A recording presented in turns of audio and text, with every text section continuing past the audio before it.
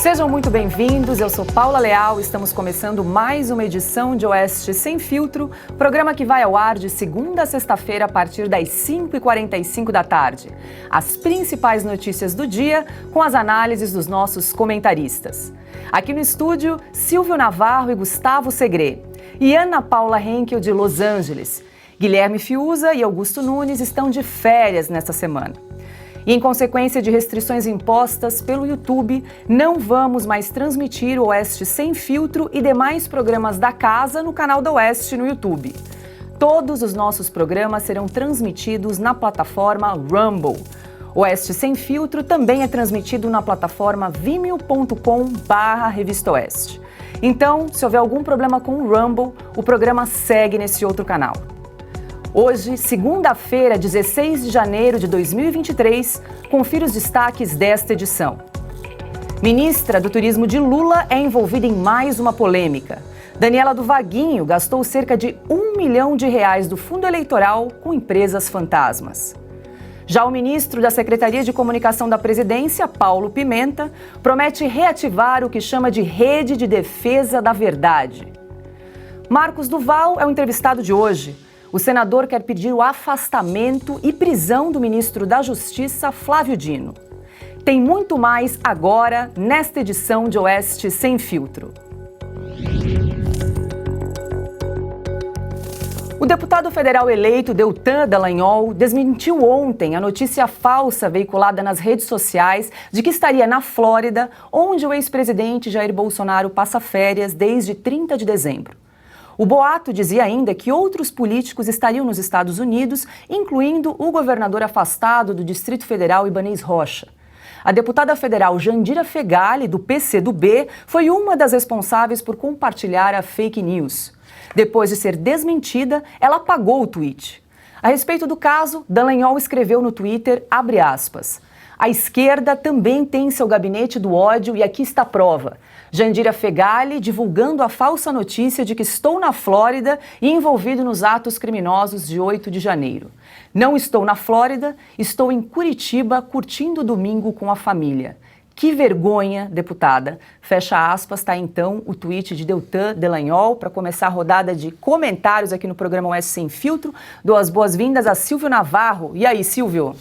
Que vergonha, deputada. Boa tarde, querida Paula Leal, querida Ana Paula Henkel, meu amigo Gustavo Segré, hoje aqui no estúdio, e um abraço para Augusto Nunes e Guilherme Fiuza, que estão em férias. Também um abraço a você que nos acompanha, desejo uma ótima semana. Veja, Paula, é a tal da fake news do bem, né? Você imagina se uma postagem desse tipo tivesse sido feita por qualquer liberal ou conservador ou qualquer político que esteja no campo oposto.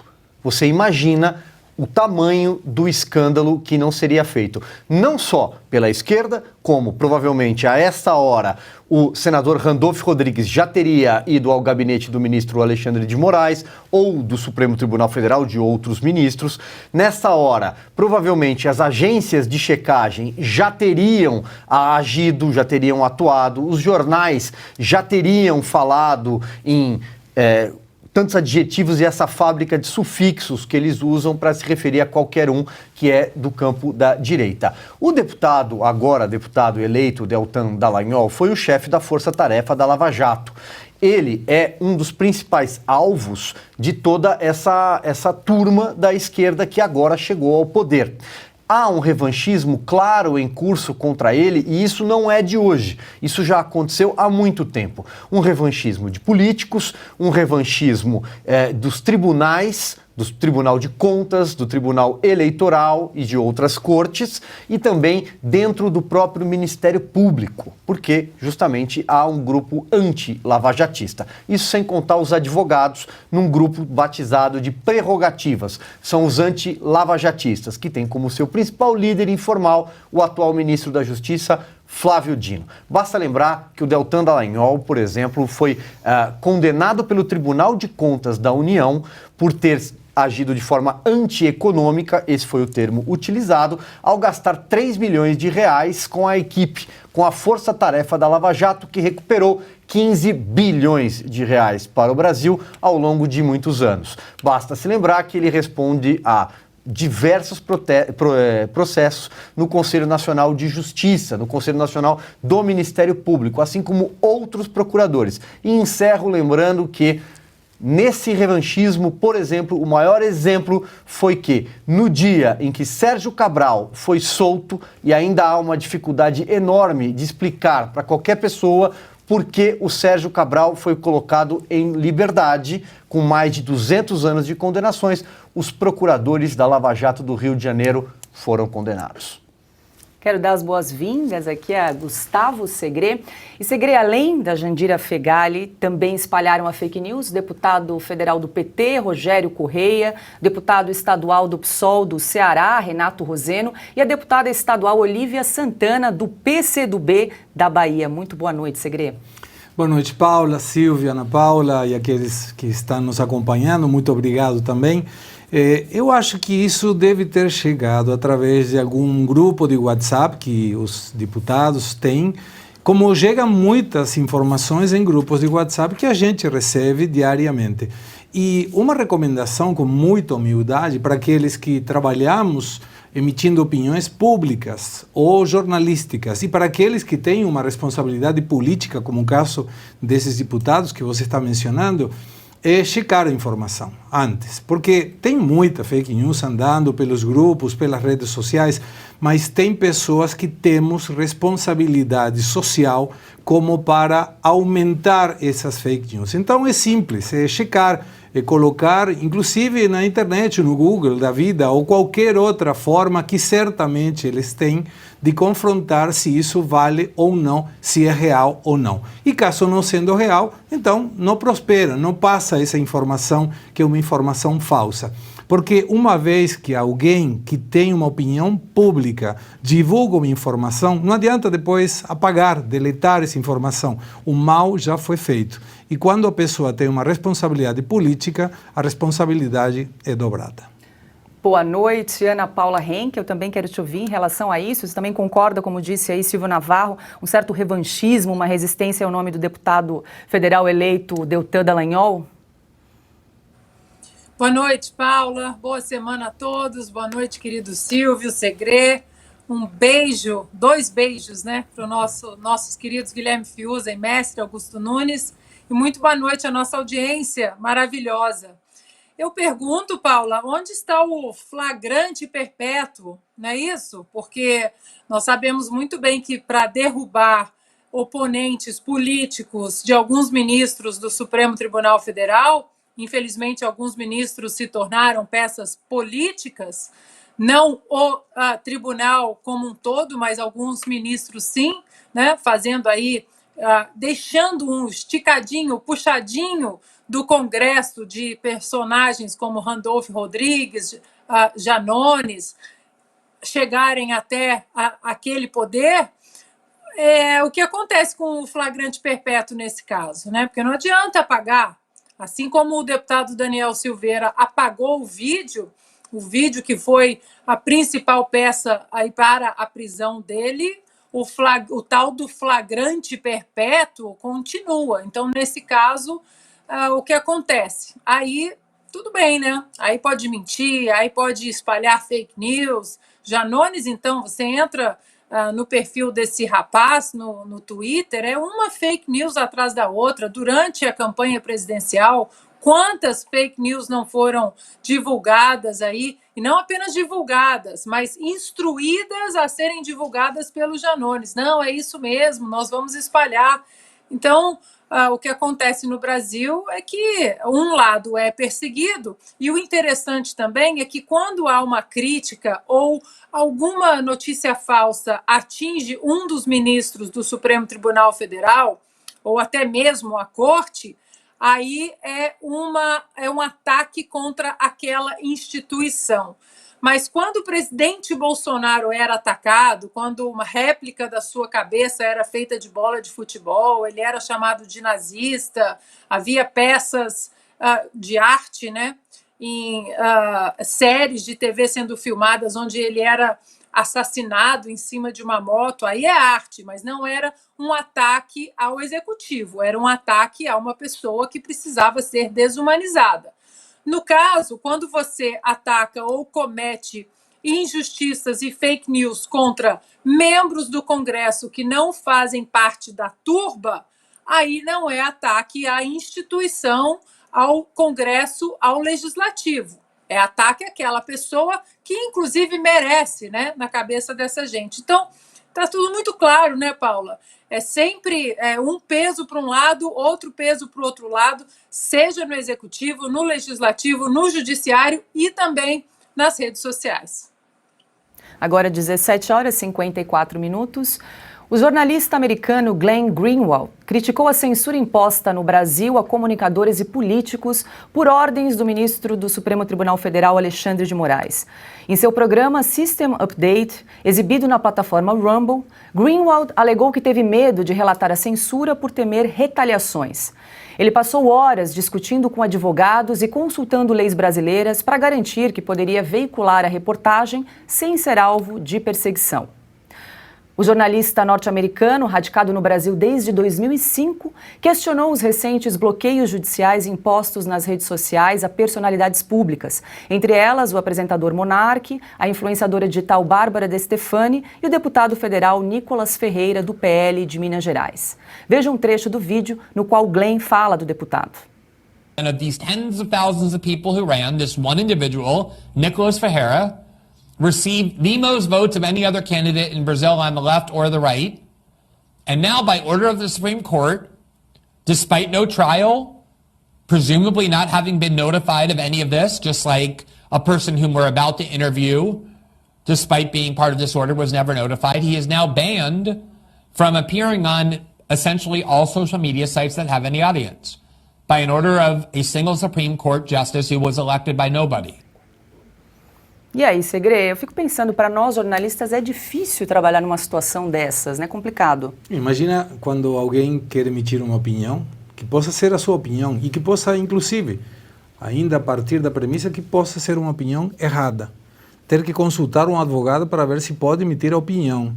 E sabe que tem no artigo 19 da Constituição Federal, e vou ler especificamente o que fala, todo indivíduo tem direito à liberdade de opinião e de expressão, o que implica o direito de não ser inquietado pelas suas opiniões e o de procurar receber e difundir, sem consideração de fronteiras, informações e ideias por qualquer meio de expressão. Isso não está sendo convalidado, isso não está sendo respeitado. Estamos falando no artigo da Constituição Federal. Silvio, só para a gente relembrar que o dono do Twitter, Elon Musk, respondeu à publicação de Glenn sobre a censura imposta no Brasil. Vamos checar o tweet de Elon Musk. Ele diz o seguinte: isso é extremamente preocupante, nós temos aqui para exibir na tela, uma resposta aí ao jornalista Glenn Greenwald. O Elon Musk já tem se manifestado bastante a favor da liberdade de expressão, né, desde que comprou aí o Twitter. Pois é, veja, Paula, como você bem disse, o Elon Musk tem se manifestado com alguma frequência e eu até convido quem estiver nos assistindo a uma edição recente da Revista Oeste sobre o Elon Musk, sobre o Twitter, justamente essa defesa incondicional da liberdade. Reportagem do Dagomir Marquesi, recomendo a leitura. Agora veja, eu, por exemplo, já discordei muito do Glenn no passado. Na época da operação batizada de Vaza Jato, eu discordei muito da forma como aquelas reportagens do Intercept foram construídas, por exemplo, da forma como aqueles diálogos que nunca ficou provado do ponto de vista de perícia, se eram reais ou não, se havia adulteração naquele material ou não, se aquilo foi pensado, como aquilo foi obtido, né? Os hackers foram presos, inclusive na época, hackers de Araraquara, aqui no interior de São Paulo. Mas veja, eu critiquei muito a forma como o Glenn se manifestou naquela época, e não mudo a minha opinião em relação a essa vaza-jato e a pirataria, porque hackeamento é crime, é importante a gente sempre lembrar. Agora, tem duas coisas importantes neste momento, nessa fala do Glenn, né, nesse programa que ele exibiu. Primeiro, ele está falando para um público fora das nossas fronteiras. Em inglês, o programa dele, são imagens que rodam o mundo. Hoje, por exemplo, o deputado Marcel Van Hatten deu uma outra entrevista para uma emissora em holandês, né, falando para a Holanda, se eu não me engano. Então, veja, é muito importante mostrar o que está acontecendo aqui no Brasil do ponto de vista de cerceamento de liberdade e de censura. Não há outro nome para o que está acontecendo senão censura imposta via judicial por meio da Corte Suprema e censura também, em alguns casos, das próprias Big Techs, a exceção é o Twitter. Mas a gente, aqui no começo do programa, você bem lembrou que estamos sob embargo do YouTube, que de uma forma, numa canetada do dia para a noite, decidiu que nós teríamos exibido, abre aspas, conteúdo violento ou nocivo. E quando a gente bate a porta deles e pergunta que tipo de comportamento pode ser classificado ou rotulado como violento ou nocivo. Até porque, se ficar caracterizado, nós não queremos incorrer mais uma vez neste erro. Mas eles não respondem. Você bate a porta e, no máximo, você recebe uma resposta automática, padrão, que não quer dizer absolutamente nada. Então, portanto, é muito importante que o Glenn esteja passando esta mensagem fora das nossas fronteiras. E em relação especificamente às pessoas que foram citadas aqui, tem influenciadores digitais, tem deputados. Não é a primeira vez que isso está acontecendo com eles, isso é um processo que começou durante a eleição e eu não vou cansar de lembrar na fatídica sessão de 20 de outubro do Tribunal Superior Eleitoral, quando ficou decidida a censura prévia no Brasil, algo que não era visto desde o regime militar, contra a Brasil Paralelo por conta de um episódio que eles iriam exibir sobre a facada, o atentado contra o presidente Jair Bolsonaro no dia 6 de setembro de 2018, ainda na campanha eleitoral. Pois bem, naquela ocasião, a ministra Carmen Lúcia, que já ficou conhecida pela frase "cala a boca, já morreu" no Brasil, ela alertou os seus pares de que se tratava de censura, mas sob o pretexto de que seria um autoritarismo cirúrgico. Dessa vez pode, mas se passar do dia 30 da data da eleição, aí não pode mais. E a coisa continuou acontecendo. É assim que as ditaduras começam. E depois que Glenn manifestou indignação quanto à censura no Brasil no programa dele, System Update, o jornalista foi alvo de homofobia nas redes sociais, com postagens pesadas envolvendo ainda o marido dele, o deputado federal Davi Miranda, do PSOL do Rio de Janeiro. Davi Miranda está internado na UTI desde agosto de 2022 por causa de uma infecção gastrointestinal. Neste post que você vai ver agora aí na tela, o empresário Leandro Ruschel criticou a postura dos esquerdistas. Glenn postou a seguinte mensagem, abre aspas: "Um grupo tão grande de petistas imundos e sociopatas passou a noite atacando Davi ou usando a crise de saúde de Davi para me atacar, que ele acabou no Trending Topics a noite toda. Isso é submundo", fecha aspas. E aí, Ana, um jornalista que sempre foi muito aplaudido aí pela esquerda, principalmente aí pela Vaza Jato, como bem lembrou Silvio Navarro, agora então sofrendo ataques. É a homofobia do bem, né? O ódio do bem, a intolerância do bem. São intolerantes e nós sabemos muito bem que se você não reza a cartilha deles, nunca foi sobre homossexuais, ou negros, ou mulheres, mas sim aqueles que rezam a cartilha dele. Eles não querem diversidade de pensamento, eles querem um pensamento único. E basta você discordar um pouco para presenciarmos, para testemunharmos esse tipo de ataque vil e covarde ao jornalista independente, eu até diria, Glenn Greenwald. Eu faço coro com o Silvio Navarro, eu tenho as minhas críticas ao Glenn, dentro do contexto, né, da Vaza Jato, até porque aqui nos Estados Unidos nós chamaríamos, né, o fruto da árvore, o fruto podre da árvore podre, né, para falar o português mais de rede social. Mas aqui nos Estados Unidos, o Glenn, ele, por exemplo, ele aparece muito mais na Fox News, que é alinhada com os republicanos, libertários, conservadores liberais, do que em canais como a CNN e a MSNBC, por exemplo. Aqui o Glenn, ele é tido como um ferrenho defensor da liberdade. O interessante desse programa que o Glenn apresentou no canal dele, no Rumble também, porque parece que ele também está sendo censurado no YouTube, é que isso despertou uma ira na esquerda brasileira, que teve até jornalista, conta verificada, xingando a Constituição americana porque o Glenn estava explicando exatamente a primeira emenda da Constituição americana que protege contra a tirania e que protege as liberdades de expressão, liberdade de imprensa, liberdade de criticar, liberdade de religião. E aí um monte de gente aí da esquerda, continha verificada no Twitter, falou muita bobagem durante o final de semana, chamando a Constituição americana de esse troço obsoleto que é único, tem apenas 27 emendas e protege exatamente, funciona até hoje, porque foi muito bem pensada, foi muito bem desenhada, e não é como a nossa, né, no Brasil, que é uma colcha de retalhos. Eu não sei nem quantas emendas, 130 emendas deve ter, né, quantas constituições nós temos, 7, se eu não me engano, 8. E o Glenn despertou a ira dessa gente que não gosta de liberdade de pensamento. Não custa mencionarmos que o Glenn ele coloca luz num assunto importantíssimo para nós, defensores da liberdade no Brasil. Nós chegamos a defender o PCO, a liberdade do PCO, a liberdade do Janones, inclusive, de falar as bobagens e as mentiras dele.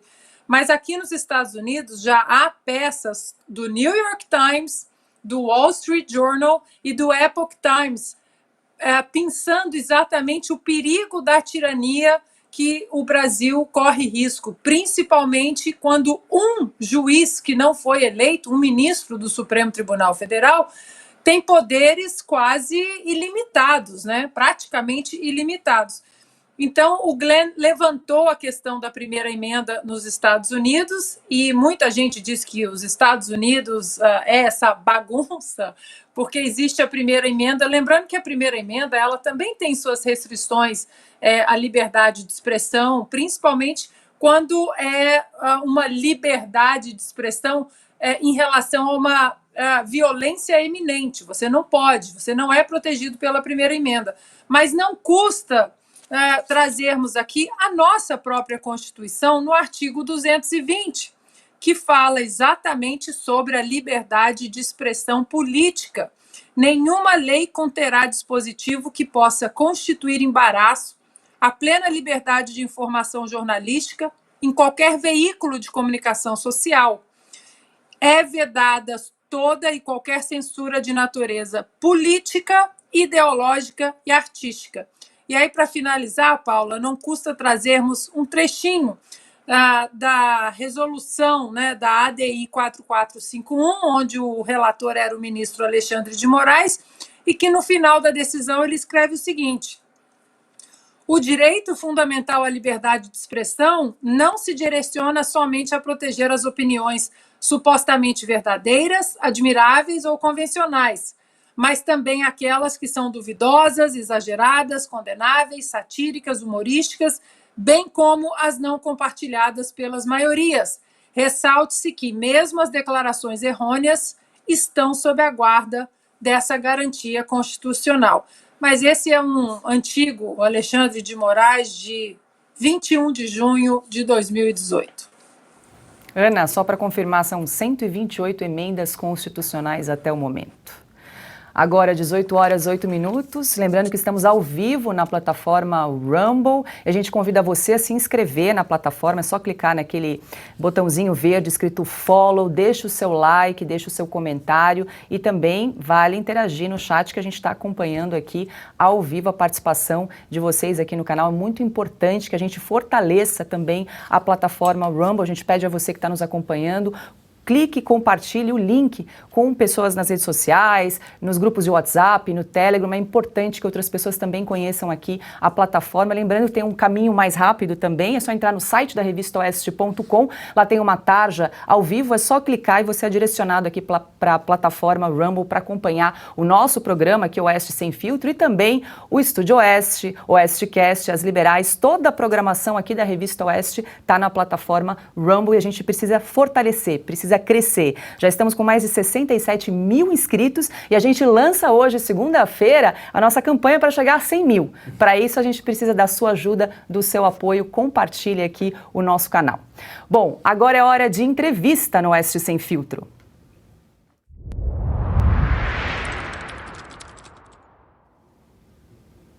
O O senador Marcos Duval, do Podemos do Espírito Santo, afirmou que vai pedir o afastamento e a prisão do ministro da Justiça, Flávio Dino.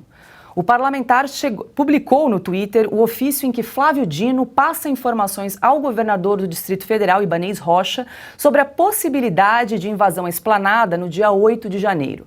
Como mostramos na última sexta-feira aqui no programa, nesse documento, Dino informa Ibanez que foi registrada uma intensa movimentação de ônibus se deslocando para Brasília.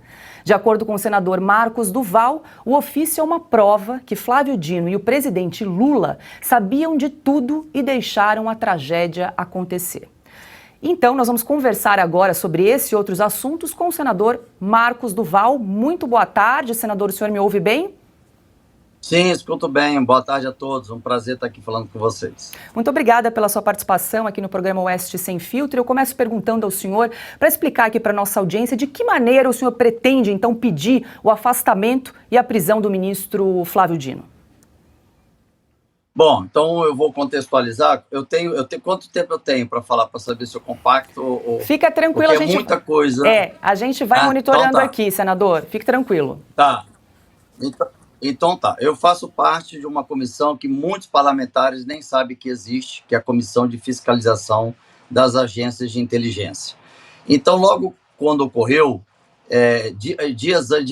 na quinta-feira, quinta para sexta, eu tive a informação de que isso iria acontecer, que ia ser uma manifestação que não seria pacífica, mas o objetivo era de invasão, destruição e a tentativa de tomada dos três poderes.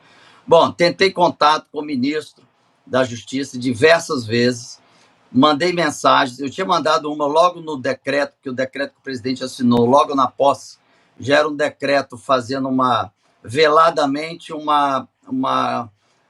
botando quase 2 milhões de brasileiros sendo criminosos em 60 dias. Depois, em um outro momento, eu explico por quê. Mas ele já estava ali com aquele discurso de vamos unir, acabou aquela polarização e tal. Mentira. No decreto que ele assinou no dia da posse, com a faixa da presidência da República, ele assinou um decreto para criminalizar 2 mil brasileiros. Bom, o segundo ponto. Quando aconteceu o fato, como chegou para mim, por conta da comissão que eu pertenço, fiz questão de entrar em contato com o ministro para pedir uma audiência rápida, emergencial, porque eu queria saber se também chegou para ele a informação. Bom, nem sequer me atendeu, nem sequer respondeu qualquer coisa do tipo, não quero falar com você, enfim. Numa entrevista, ele vira e fala que não sabe nem quem é Marcos Duval e se Marcos Duval é senador mesmo. Eu falei, bom, então tem coisa para investigar. Comecei a me movimentar, fiz uma solicitação oficial para a ABIN me entregar todas as documentações que foram emitidas no dia anterior ao fatídico movimento aí de vandalismo. Bom, a ABIN disse que me entregaria na segunda-feira. Hoje é segunda-feira. Agora acabei de ter informação de que já está quase tudo pronto, me entrego amanhã. Eu disse, se não entregar até amanhã, a comissão vai estar fazendo aí uma auditoria, porque um dos diretores trabalha para o governo Lula. Um dos filhos do diretor trabalha com o governo Lula. E eu já joguei isso logo claramente. Falei, olha, vocês estão prevaricando, vocês me deram um prazo, quanto mais vocês embromam em me dar essa informação, mais certo fico do que eu estou levantando. Bom, fiz também um contato com o GSI. Para vocês entenderem, a ABIN, que é a Agência Brasileira de Inteligência, a qual eu fiscalizo, mando recursos e todas as demandas da ABIN, ela tem como, acima dela, e ela precisa reportar sempre de qualquer situação crítica, ela reporta ao GSI, que é o Gabinete de Segurança Institucional. Então, o GSI, a função do GSI, que fica o gabinete próximo ao gabinete do presidente da República, é reportar todas as situações que possam ajudar nas decisões do presidente, seja informações sobre economia, seja informações sobre segurança, seja informações sobre proteção do Brasil, seja informações, quaisquer informações relevantes. E o GSI reportou ao presidente da República e ao ministro da Justiça, o ministro da Defesa e todos, quase 50 outros instituições públicas envolvidas direta e indiretamente na área da segurança. E aí vem em primeira mão para vocês, a comunicação foi feita via o grupo de WhatsApp. Então, o presidente recebeu a informação no WhatsApp no dia anterior, e não adianta apagar, porque existem equipamentos que recompõem. Então, o presidente, eu digo agora, oficialmente, tinha a informação no dia anterior. Saiu de Brasília, deixou o ministro da Justiça aqui, e aí as pessoas não se atentaram. O que estaria fazendo o ministro da Justiça num domingo de tarde, em plena primeira semana de janeiro, meio do recesso do Congresso, sozinho no Ministério? Ele dizendo que abriu a janela, viu a situação e fez lá um ofício para o governador. Dizendo ainda para o governador, se precisar, acionaria a Força Nacional. Bom, o que ele acabou se entregando, primeiro, que estava ali vendo a situação. Ou seja, ele já tinha informação que não seria uma manifestação pacífica. Existiria a célula que estava já programando a invasão e a destruição dos três poderes. Então, isso já sobe de um grau e vai para o outro grau, nível máximo. Então, não tem como dizer assim, não vai acontecer nada. A direita sempre fez manifestação pacífica, e é verdade. Se a gente olhar o histórico de 4 anos, nunca nenhum copo que eu me lembro foi quebrado e teve briga e nada. Absolutamente nada. Mas como tem informação, ele sendo o ministro da Justiça, quer dizer, tem que ter a obrigação de saber sobre a questão de segurança, ele não tem como dizer que foi pego de surpresa. Não, porque tanto ele como o presidente já sabiam um dia antes. Já solicitei o GSI via ofício, imediatamente, a cópia dessa informação, porque a certeza que foi enviada eu já tenho. Bom, eu e o presidente da SECAI, nós estamos já trabalhando nisso, estão embromando em dar a documentação que antes era de pronto, de imediato, fornecia para nós.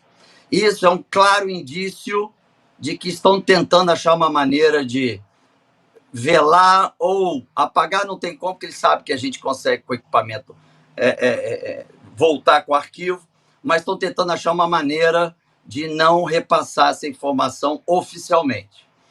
Bom, mas não vai ter jeito, uma hora vai chegar. É questão de tempo, porque nós temos até autonomia de abrir uma sindicância e a comissão ir lá e fazer todas as verificações, enfim. Então, eles sabem que nós temos essa prerrogativa. E o que é pior, no sábado, aí a imprensa tradicional tem dito, não, mas isso cabe ao Ministério da Defesa. E o próprio ministro, numa entrevista, ele desfaz o que ele falou para o governador via ofício, ou seja, se precisar, governador, nós podemos acionar a Força Nacional. Numa outra coletiva, logo após a ocorrência, ele disse para os repórteres, eu não poderia acionar a Força Nacional, só posso se tiver intervenção federal. Mentira! Ele mesmo já tinha feito um ofício antes, dizendo que a Força Nacional poderia estar de pronto emprego. E não usou, ele somente fez isso para não dizer que não fez nada, não procurou saber se o governador teve ciência ao ofício que ele enviou, e não preparou as instituições, as equipes preparadas para distúrbios civis. Então, quando nós sabemos que tem a possibilidade, que já a informação já chegou, que é o objetivo é de invadir, destruir, e infelizmente, vários manifestantes de direita, eu sou de direita, não sabia que iam ser usados para esse objetivo. E várias pessoas foram até lá. Tanto é que tem um grupo que eu identifiquei que eles tinham uma técnica, eles desenvolveram uma técnica utilizando o extintor de incêndio, a mangueira de água e o estilingue. a mangueira de água para cortar o efeito do gás dos policiais. O extintor, eles usaram do pó químico, exatamente para manter aquela nuvem por mais tempo no ar. Então, você prejudica a visibilidade do policial. E também o estilingue para começar não só a atirar em direção aos policiais, como também começar a quebrar as vidraças. E aí todo mundo sabe que existe o tal... foi um estudo muito bom, que até que escreveu o livro, um policial que foi chefe da polícia de Nova York, que introduziu a tolerância zero. Ele fala sobre os efeitos da janela quebrada.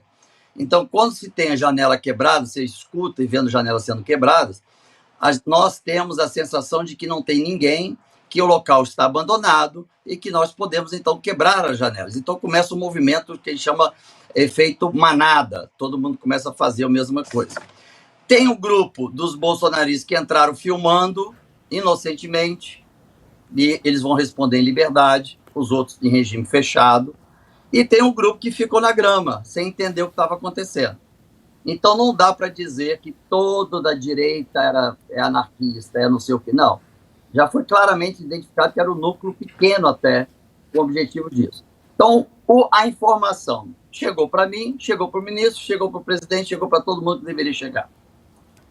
Então, o que é grave é o presidente da República, ciente da situação, deixou Brasília para que a tragédia ocorresse, podendo levar o risco de pessoas perderem a vida, como aconteceu nos Estados Unidos. E ele quis, assim, fazer com que, então, a oposição se autodestruísse. Quando eu comecei a colocar publicamente que havia informações, indícios de que ele sabia antes, ele começou a fazer movimentos, a CPI, ele começou a avisar os senadores do PT que até então estavam sedentos para dar início à CPI, para botar a responsabilidade no ex-presidente Bolsonaro. Quando eles viram a minha movimentação e mostrando o que realmente aconteceu, o presidente atual pediu para que os senadores tirassem os nomes da CPI. Como ela vai ter que ser refeita a solicitação por conta da nova legislatura, eles não vão subscrever. Eu espero que subscrevam, porque nós vamos conseguir facilmente mostrar e daí a gente seguir para o pedido de impeachment do presidente. É grave, porque prevaricar é crime, ele deixou de executar o que que cabe a ele executar, né, acionar as forças que seriam necessárias, e ficou simplesmente o ministro da Justiça no camarote, assistindo tudo. Então, ficou a Polícia Judiciária, a Polícia do Senado, que, graças a Deus, fez um movimento heróico, porque não tinha equipamentos específicos para a situação, mas tentou diversas vezes contato com o governador e nem sequer resposta teve. O presidente em exercício, o senador veneziano, tentou diversas vezes por telefone contato com o governador, contato com o ministro. Parece que caiu a conexão com o senador Marcos Duval. Opa, desculpa. Chamaram aqui, desculpa. Voltou. Senador, eu vou abrir aqui então, só peço pode falar. Vou abrir aqui a roda de perguntas. Diga lá, Gustavo Segre. Sim, boa tarde, senador. Muito obrigado. Foi muito clarificante o informe que o senhor prestou. E eu fui um pouquinho atrás da história, porque a prensa internacional, a imprensa internacional, sobretudo, chama de golpistas e terroristas. E eu fui até o ano 509 a.C., que foi o primeiro golpe de Estado, quando a dinastia Tarquín foi contra o antigo rei, que chamava Tarquínio o Soberbo, e estabeleceu a República Romana. Dessa data até agora, foram feitos muitos intentos de golpes de Estado e alguns concluíram com uma resposta a favor dos golpistas. Mas daí tinha duas características que se apresentavam em quase todos os intentos de golpe de Estado. Um era armação, ou seja, tinha que ter armamentos por parte daqueles que disputavam a tentativa de tirar um governo, porque o governo tem à disposição das forças de segurança.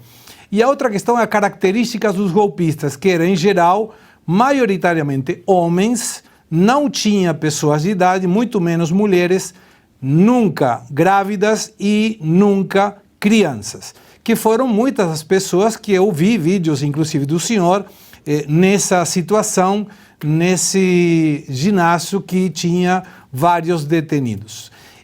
Aí vem a pergunta de configurar a todo mundo na mesma sacola, dizendo que eram todos golpistas, quando o senhor identificou 3 grupos perfeitamente divididos e, inclusive, teve um vídeo nas redes sociais que tinha até cadeira de praia nos golpistas.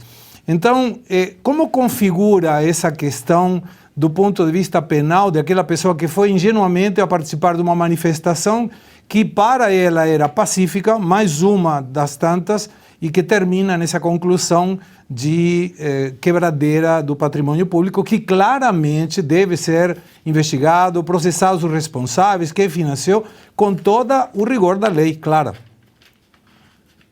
Exatamente, Bom, eu identifiquei assistindo logo no dia, eu cheguei, peguei um voo, vim para Brasília de forma emergencial, até porque falharam na comunicação, porque eu e mais 5 senadores estávamos de plantão, e nós tínhamos que ser acionado 12 horas de antecedência, e não acionaram, e mesmo assim eu peguei um voo e vim.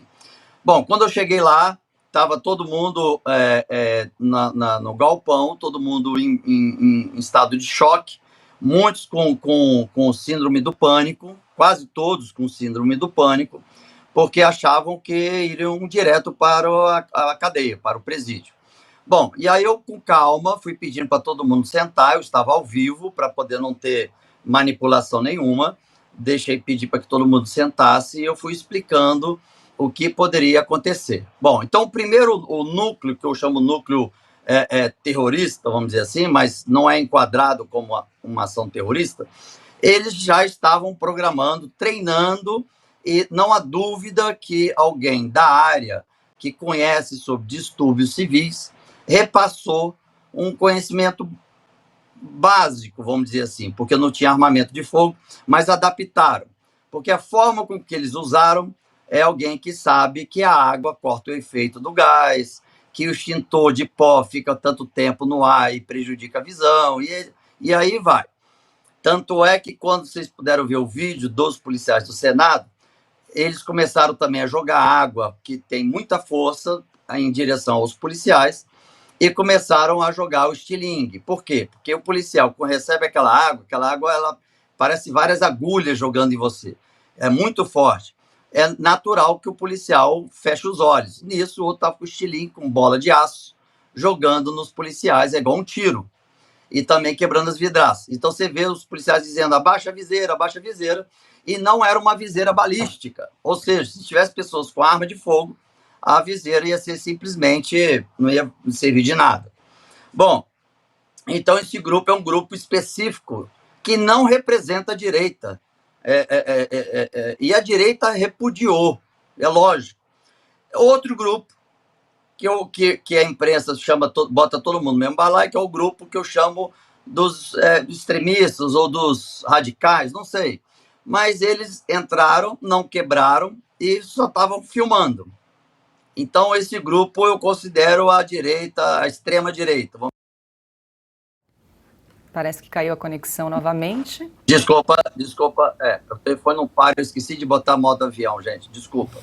Pronto, desculpa. retornando, Bom, senador. então tinha o segundo grupo, que era o grupo dos bolsonaristas, vamos dizer assim, que estavam filmando o que estava acontecendo e não estavam quebrando nada. E o outro grupo, que eu falo que é a direita civilizada, estava lá no gramado. Bom, técnica policial no mundo inteiro para coordenar e estancar uma crise social, que a gente fala de distúrbio civil, vem então a polícia, que é chamada polícia de choque, até porque, coincidentemente, os caminhões que eles usam dão choque se alguém encostar, mas não é por causa disso, não. E eles vêm fazendo tipo como se jogasse uma rede, fazendo um arrasto, assim, para pegar peixe. E aí, quando você puxa a rede, vem todo mundo. Vem o peixe que você quer e vem peixe que você não quer, né? Então, esse grupo juntou quase 2.000 pessoas, aliás, 1.500 pessoas, foram todas para dentro dos ônibus e começaram a rodar para tentar achar um local para fazer a separação do joio do trigo. Passaram na frente do acampamento, que é uma área militar, e já tinha sido dado a ordem de desocupar, e botaram essas pessoas para dentro do ônibus. E elas foram inocentemente para dentro do ônibus, achando que seriam levadas para a rodoviária e tudo mais. Mas a situação estava tão caótica que aí completou, ficou 2.000 pessoas. E aí essas 2.000... Perdemos Desculpa, novamente. é minha filha. Desculpa. Vamos lá. Essas 2.000 pessoas, elas estavam sem saber o que ia acontecer. Então, ali tinha tanto o grupo terrorista, a célula terrorista, estavam ali os radicais e os civilizados. Bom, quando eles chegaram, aí lembraram que a Academia da Polícia Federal seria a única estrutura que pudesse entrar tantos ônibus, botar as pessoas, e eles tinham uma noção de que em algumas horas estariam feito já toda a separação. Porque normalmente, no máximo, no mundo inteiro, 50 pessoas passam por essa situação. Ali são 2.000 pessoas. Probleminha de conexão com o senador Marcos Duval. Enquanto a gente tenta restabelecer contato com o senador, a gente segue aqui comentando mais a respeito desse assunto, porque o governador de Minas Gerais, Romeu Zema, sugeriu hoje que o governo Lula fez vista grossa aos atos de vandalismo registrados no último dia 8 em Brasília. Zema disse em entrevista a uma rádio gaúcha, abre aspas, me parece que houve um erro da direita radical praticado por uma minoria e houve também um erro, talvez até proposital do governo, que fez vista grossa para que o pior acontecesse e ele se fizesse posteriormente de vítima. Mas as investigações vão apontar se é isso mesmo que aconteceu ou não, porque aquilo que se demonstrou no domingo foi uma lerdeza gigantesca de quem está ali para poder defender as instituições, fecha aspas. Ana Paula Henkel, a fala do Romeu Zema vai muito em linha ao encontro do que dizia o senador Marcos Duval, né? Pois é uma pena, tomara que a gente consiga restabelecer a conexão e vai também, Paula, de encontro ao que disse a uma entrevista na CNN ao jornalista William Vac, o ex-ministro da Defesa, Raul Jungmann. Eu estava até aqui anotando, busquei a entrevista dele e estava anotando exatamente o que ele disse, e ele disse o seguinte, abro aspas, temos o comando militar do Planalto. Sob o comando está a Guarda Presidencial. Essa Guarda Presidencial, ela mantém um pelotão 24 horas no subsolo do Palácio do Planalto. Esse comando é responsável pelo Alvorada, Planalto e pelo Jaburu especificamente. Lá embaixo do Palácio do Planalto, nós temos um pelotão de homens que quem comanda é o GSI. Pelotão, quem manda na Guarda Presidencial, quem dá determinações para o Comando Militar do Planalto é o GSI. Essa questão não está esclarecida. Temos que esclarecer esse apagão da inteligência do governo federal, que tem diversos órgãos. Vários sinais foram dados. Questões precisam ser esclarecidas e não foram.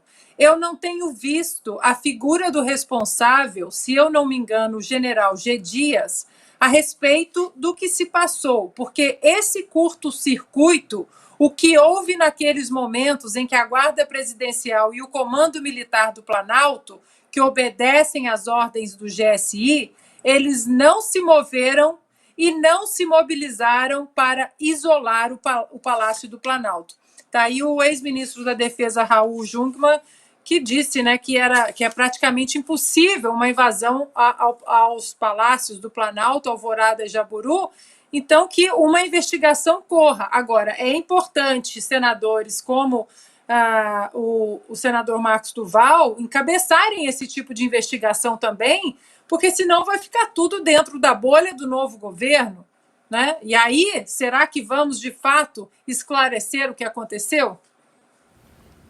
E a gente retoma agora a entrevista com o senador Marcos Duval, do Podemos do Espírito Santo. Senador, o senhor me ouve?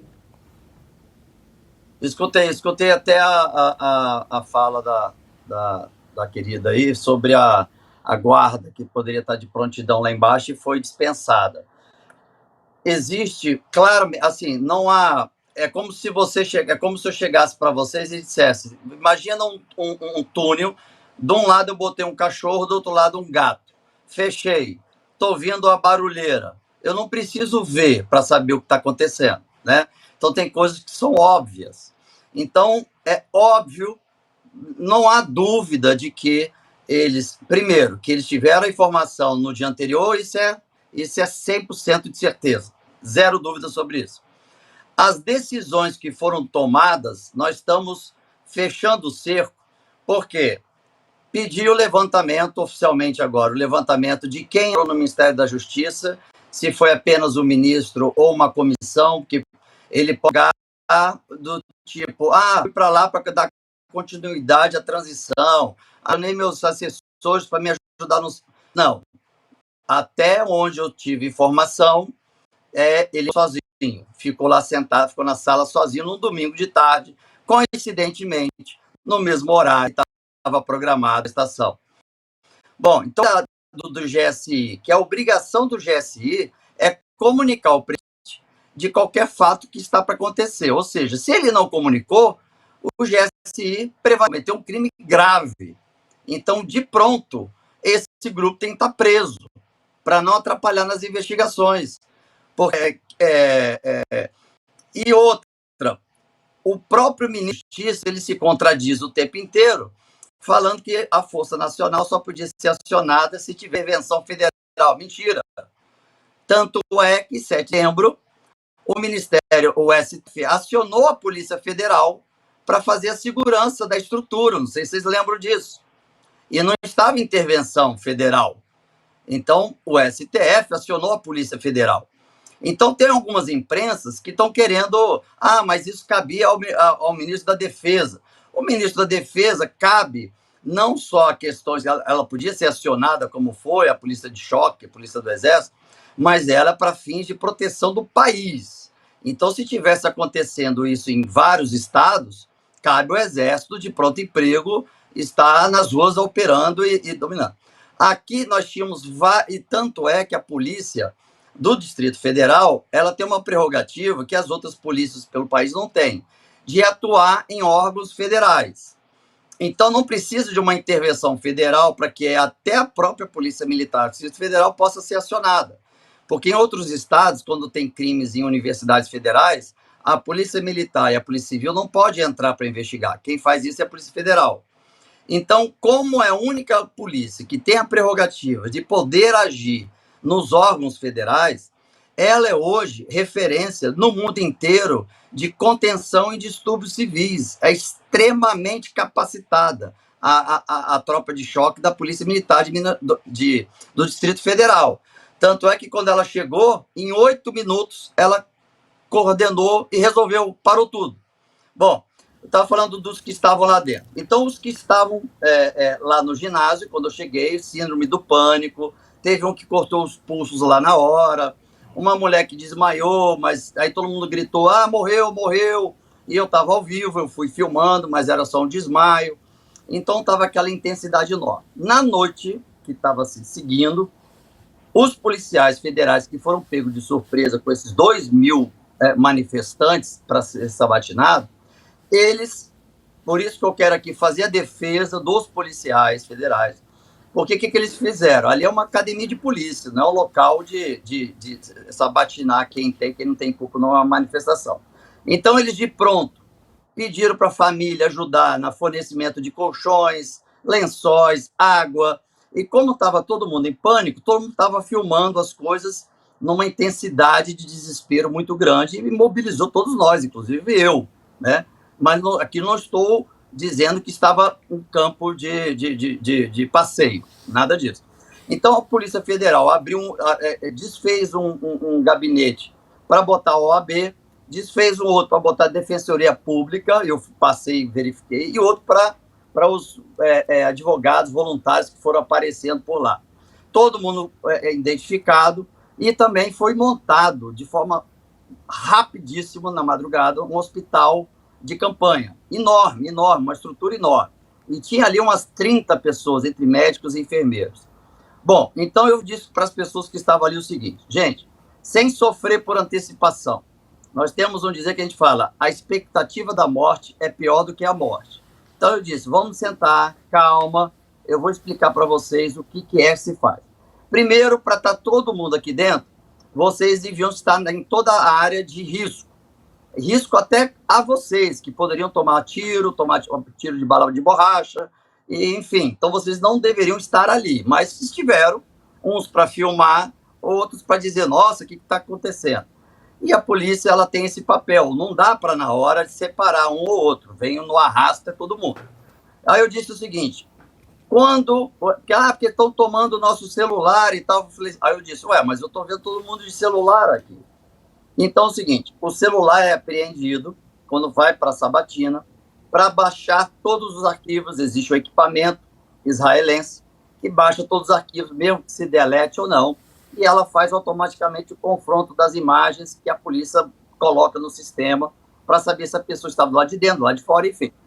Mas ficou retido durante um dia. Eu disse o seguinte, olha, não vai ter celular apreendido aqui, tanto é que vocês estão com o celular, estão podendo carregar. O que vai acontecer? Aqueles que estavam lá dentro, quebrando e destruindo, vai diretamente para o presídio, provavelmente da Papuda. E aí eu digo para esse grupo, faço questão que vão e fiquem lá em regime fechado por muito tempo, porque não deveria ter feito isso, eu não vou compactuar com o extremismo. Então esse grupo já se prepara, e não tem como deletar, não adianta vocês deletarem nada, vocês daqui vão para o regime fechado. Bom, outro grupo que estava lá dentro filmando, de curioso, querendo ter a rede social com seguidores e dizendo que missão cumprida.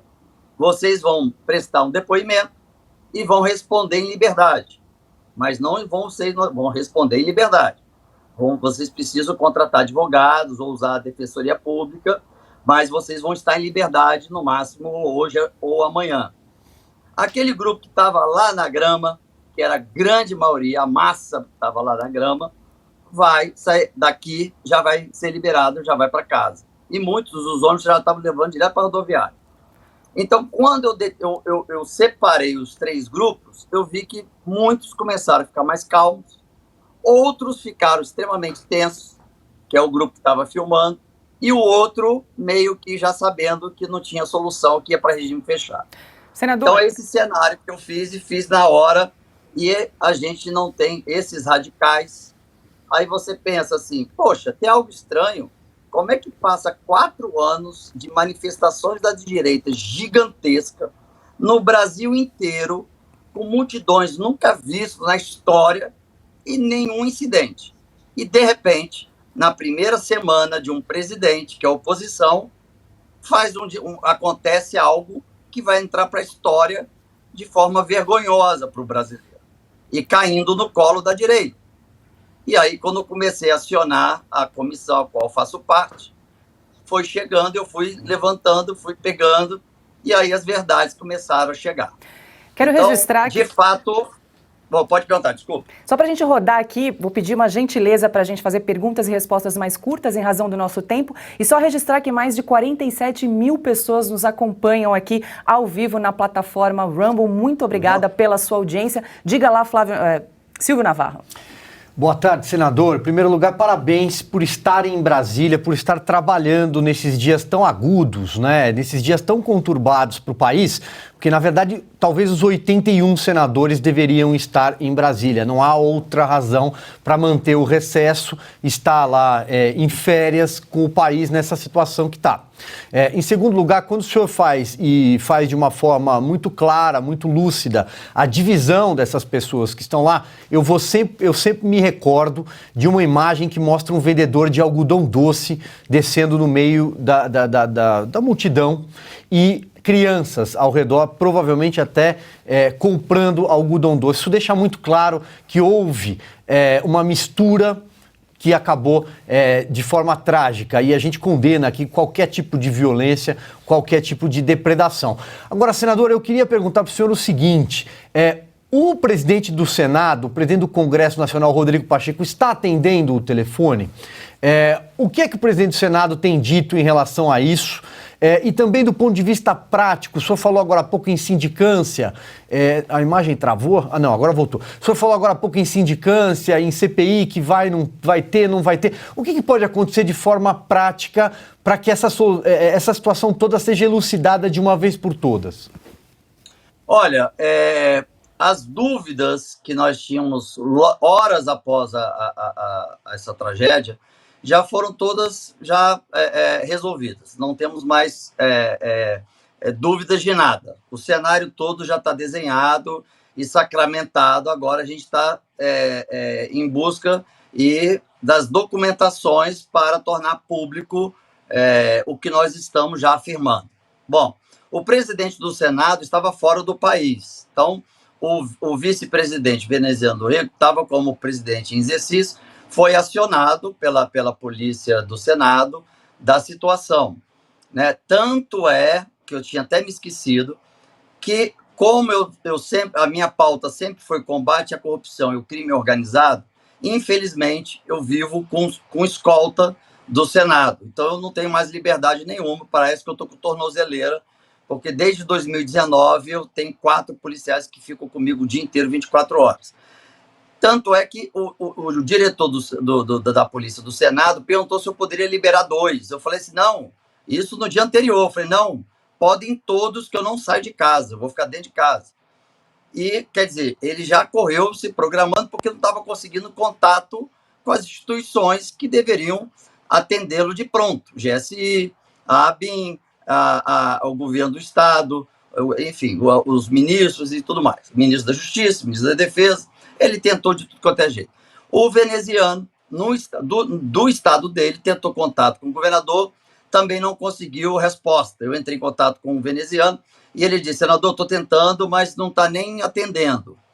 E ele ficou nessa situação dizendo, não estou conseguindo. E quem não é da área achou que, como tradicionalmente, historicamente, a direita nunca deu confusão, não entenderam que tem que se preparar para o pior. Nós temos uma premissa na segurança pública no mundo inteiro que diz, a SWAT tem isso como lema lá dentro do departamento, escrito bem claramente, se prepare para o pior, mas espera o melhor. Então, se te dão um cenário de que nível 5 de insegurança, você joga para 10. Você nunca pode subestimar. Então, quem não é da segurança subestimou e os atuais líderes que estão no governo simplesmente deixaram acontecer para chegar a acontecer o que aconteceu. É inacreditável imaginar que um presidente da República quis fazer isso para destruir com a oposição já na primeira semana e com o discurso de todo mundo unido, todo mundo junto, agora é o novo país. Hipócrita, mentiroso e hipócrita. O que nós vamos fazer agora? Provavelmente vai ter muita resistência da CPI, porque inicialmente toda a oposição, aliás, a situação correu para fazer uma CPI para botar a culpa no Bolsonaro. Não, vamos fazer porque se for bolsonarista, Bolsonaro. Quando eu vim com esse assunto de que o presidente sabia e comecei a falar isso e tornar claro para todo mundo, começaram a recuar e agora está tendo resistência da CPI. Independente de CPI ou não, a nossa comissão, que é feita para fiscalizar os órgãos de inteligência, vai estar tomando as providências. Eu e o presidente da comissão de inteligência estamos já trabalhando na organização de toda a documentação para tornar pública e fazer a intervenção e iniciar o pedido de impeachment do atual presidente da República. Segre, quer complementar rapidinho, porque a gente está com o tempo estourando. Apareceram alguns vídeos, senador, de infiltrados, inclusive com nomes das pessoas que seriam da esquerda e que estavam infiltradas na quebradeira. Tem alguma coisa a respeito disso?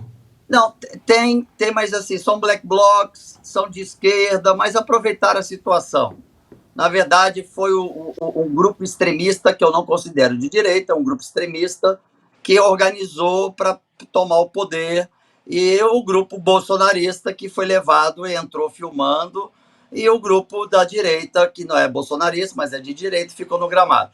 Assim, teve na conta que nós chegamos, junto na reunião que eu fiz com as polícias, era de 10% de infiltrados, entre eles black blocs e extrema esquerda. Mas não era a maioria e não eram eles que estavam conduzindo a destruição.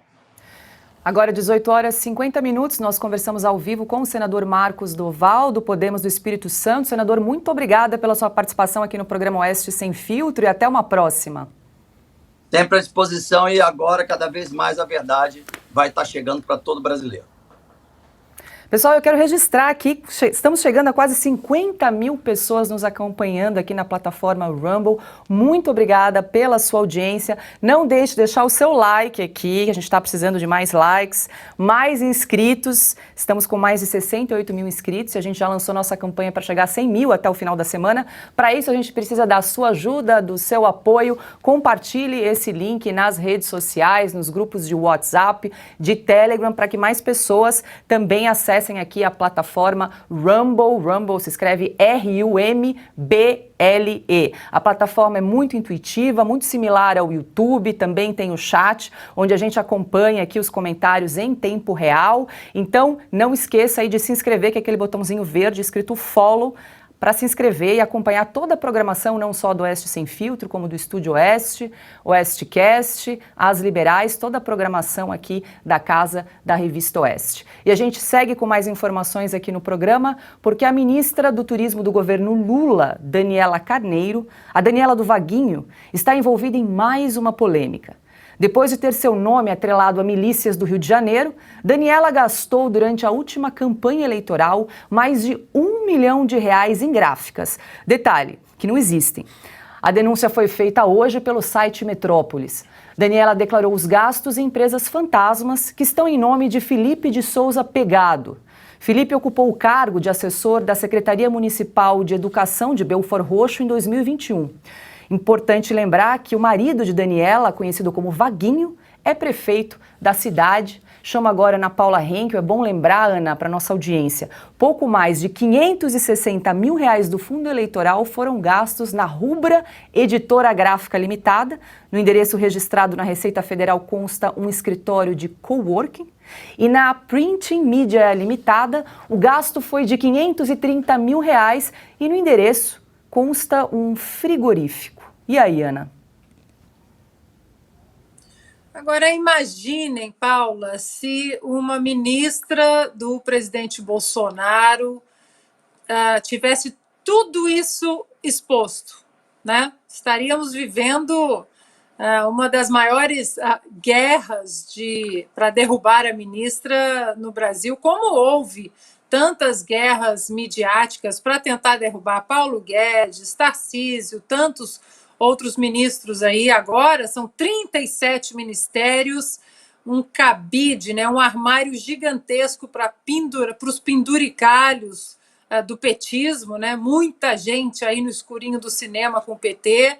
Agora fica o questionamento. Onde está o questionamento em relação a essas relações supostamente nada republicanas? O que entristece o bom jornalismo é exatamente um peso, duas medidas. É por isso que o Glenn Greenwald está sendo tão atacado, porque ele está questionando, ele está cometendo o maior crime hediondo hoje no Brasil, que é questionar, que é perguntar, principalmente perguntar autoridades, aqueles, embora não teve absolutamente nenhum voto de ninguém, nenhum ministro do Supremo Tribunal Federal tem voto de ninguém, então é proibido questionar, é proibido perguntar, é proibido debater, é proibido levantar suspeitas, é proibido investigar. É uma pena que não deu para continuarmos a conversa com o senador Marcos Doval, muitas informações também, a entrevista foi longa e muito boa, mas eu acho que provavelmente as redes sociais dele serão derrubadas. Está questionando demais. está perguntando demais, está apresentando documentos demais, vídeos demais, evidências demais em relação ao fatídico 8 de janeiro e a perguntas incômodas. Então, resta saber se quem questiona agora esses envolvimentos da ministra, como eu falei, nada republicanos, se isso será possível ou se as redes sociais serão derrubadas também. E aí, Silvio Navarro, Daniela do Vaguinho já estava na corda bamba com a questão das milícias. Agora surge aí mais uma polêmica envolvendo empresas fantasmas. Um coworking e um frigorífico, hein? No lugar de gráficas. Ô Paula, você vai se lembrar que na primeira semana de governo, a primeira reportagem foi do jornal Folha de São Paulo, encontrou a ligação da ministra Daniela do Vaguinho com um miliciano. De segunda a sexta-feira eles acharam um miliciano por dia, até descobrirem que ela era ligada a uma milícia inteira na cidade de Belford Roxo, na Baixada Fluminense, cidade administrada pelo marido dela. A nossa reportagem aqui da Oeste publicou às vésperas do 8 de janeiro, né, a tragédia que aconteceu em Brasília. A nossa reportagem publicou que durante a campanha eleitoral, o marido dela, o grupo dessa ministra, fechou, entre aspas, literalmente, né, a cidade de Belford Roxo. Para quê? Para que os adversários no caso, que apoiavam o presidente Jair Bolsonaro naquela reeleição, não pudessem entrar. Os adversários do grupo dela, que apoiava o Lula, não pudessem fazer campanha na cidade. Servidores públicos foram coagidos a votar no PT, a votar no Lula no segundo turno. Ou seja, se cavar um pouquinho mais, essa ministra não chega até sexta-feira desta semana. Ocorre que tivemos o episódio do dia 8 de janeiro e, portanto, a demissão da ministra Daniela do Vaguinho acabou adiada. Ela vai ser a primeira a cair, não tenha a menor dúvida. Sobre gráficas, se a gente parar para pensar que a campanha eleitoral no Brasil nunca foi tão digital, nunca foi tão feita pelas redes sociais, tá na cara que tem algo errado nessa história, né? Ela não gastou R$1 milhão para imprimir adesivos nem santinhos. Aliás, eu acho que se procurar direito, não encontra nem 2 ou 3 santinhos que foram feitos por essa gráfica. E aí, Segre, o que dizer? Aí mais de R$1 milhão gastos com gráficas fantasmas. Governos de esquerda e suspeita de corrupção é praticamente um sinônimo, eles vão juntos sempre. Mas o que me chama a atenção é a falta de cuidado. Porque é fácil identificar hoje, através de internet, que empresa funciona em determinado lugar, qual é o CNPJ da empresa, o que ela faz, qual é o capital social da empresa, quem são os sócios. E essa falta de cuidado remete a uma questão de impunidade, ou seja, pode roubar, seja descarado, que a gente te protege. E isso que dá a sensação de acontecer nesse caso em que uma gráfica é um coworking que claramente não tem nenhuma máquina de impressão e muito menos um frigorífico em que imagino as vacas imprimindo manualmente algum santinho. Só no Brasil, né? 18 horas e 57 minutos, mais de 51 mil pessoas aqui nos acompanhando na plataforma Rumble. Não esqueça de deixar o seu like, o seu comentário, também de se inscrever na plataforma. A gente convida você que está acompanhando aqui o programa a assinar a Revista Oeste, se você ainda não é assinante, claro. Entrar no site revistaoeste.com/assine. Com a assinatura você vai ter acesso aos textos dos melhores jornalistas do Brasil. Toda semana uma edição exclusiva, 100% digital, que algumas pessoas perguntam se a nossa revista é física. Não, ela é 100% digital. Então você consegue fazer a inscrição tanto no site revistaoeste.com/assine ou apontando também a câmera do seu celular para esse QR Code que está aparecendo aqui na tela. Eu vou ler aqui alguns nomes dos nossos colunistas, além dos já bastante conhecidos J.R. Guzzo, Augusto Nunes, Ana Paula Henkel, Silvio Navarro, nós também temos Evaristo de Miranda, Flávio Gordon, Dagomir Marquesi, quem mais? O Biratã Iório, Frank Furedi, Jeffrey Tuck, Gustavo Segre, Salim Matar, Roberto Mota. Enfim, é um timaço de jornalistas, analistas que comentam os principais assuntos da semana com exclusividade para quem é assinante. Então, se você ainda não assinou, corre lá no site para garantir a sua assinatura, textos exclusivos da Revista Oeste. E a gente segue com mais informações aqui no programa, porque o Brasil será representado no Fórum Econômico Mundial em Davos, na Suíça, pelos ministros da Fazenda, Fernando Haddad, e do Meio Ambiente, Marina Silva. O evento, que reúne as principais lideranças mundiais, começou hoje e vai até sexta-feira. Lula desistiu de participar do encontro para visitar a Argentina e o Uruguai. Já o vice-presidente Geraldo Alckmin preferiu ficar no Brasil e concluir a montagem do seu Ministério do Desenvolvimento, Indústria, Comércio e Serviço. Quero ouvir dos colegas aqui o que esperar da participação de Haddad e Marina Silva em Davos. Começo com Gustavo Segre. Deus nos ajude. É um fórum econômico mundial. E vai participar um ministro da Economia que ele claramente já manifestou que não entende economia. Será importante entender, escutar e analisar o eventual discurso que o ministro fará para ver quais são as colocações da política econômica que propõe para esse governo que está iniciando.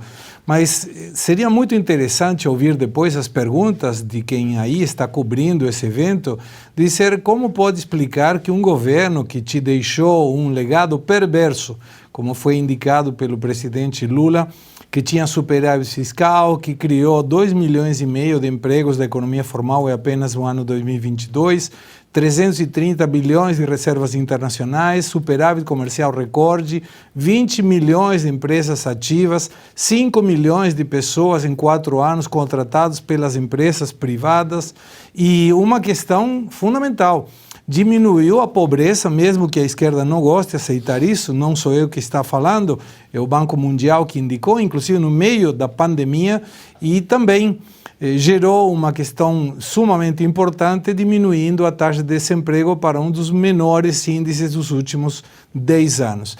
E a partir de aí, do ministro Haddad, passará a ter um déficit nesse ano 2023 de 40 bilhões de dólares. Aí tem uma pergunta bem interessante de por que e como resolverá essa questão. E aí, Ana, vale lembrar que o tema deste ano do Fórum Econômico Mundial é cooperação em um mundo fragmentado.